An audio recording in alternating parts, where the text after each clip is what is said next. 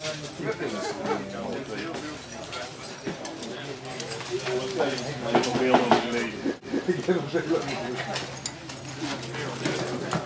up top corner, furthest away you can imagine.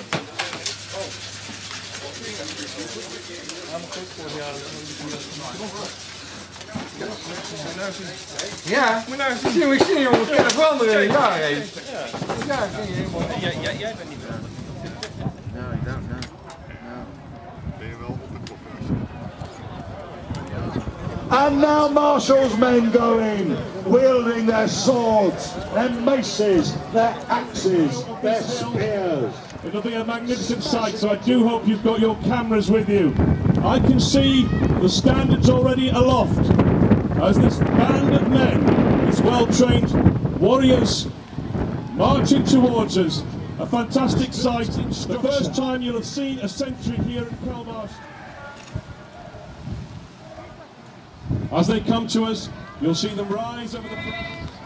As Mr. Rumble did announce before the show, this army represents the Imperial Roman Army, the conquering force of the 1st century AD. These chaps are from the latter part of that century, but nevertheless, you would have faced similar looking soldiers had you been around on the shores of Rochester so many years ago in Fort. Hanging from that belt, you'll see there.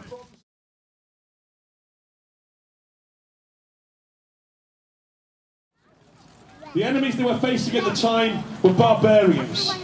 Their fighting style was much more individualistic, to fight for personal glory. Sure enough, they were brave, but when faced, and indeed history tells us that.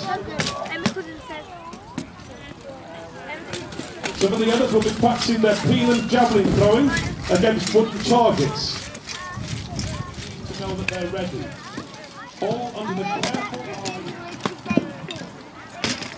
It's often the case that in training, the weapons they would use were not the battle weapons, not the sharpened steel of the gladius. It was more often a wooden gladius, not a toy. It was heavier than the weapon they would use in battle.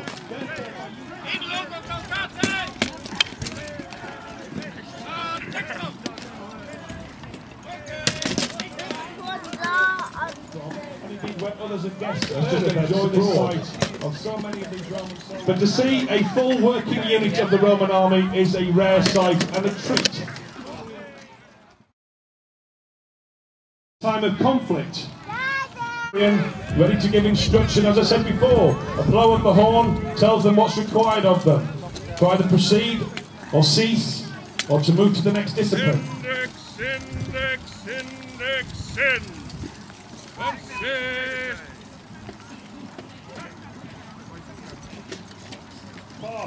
It is built for slashing, a cutting weapon. Usually volunteers to keep sighting these targets. We'll keep them busy this afternoon. Here we come again from the top of the hill. Just by simply sending forward the auxiliary troops and keeping back these fine, expensive fighting men to fight another day. Now these men on horseback, I'll point out some of their arms and armour. Again you'll see their helmet, the rounded helmet, the cassis, giving them protection.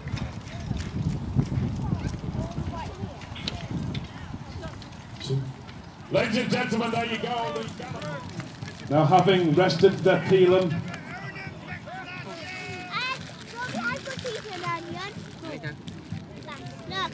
and now we see a formation that would have been used whilst approaching those enemy hill forts.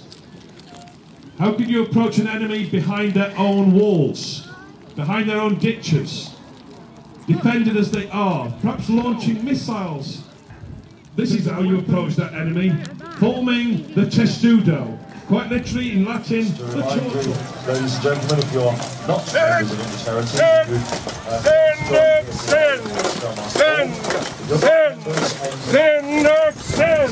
non-members, join today, walk and entrance.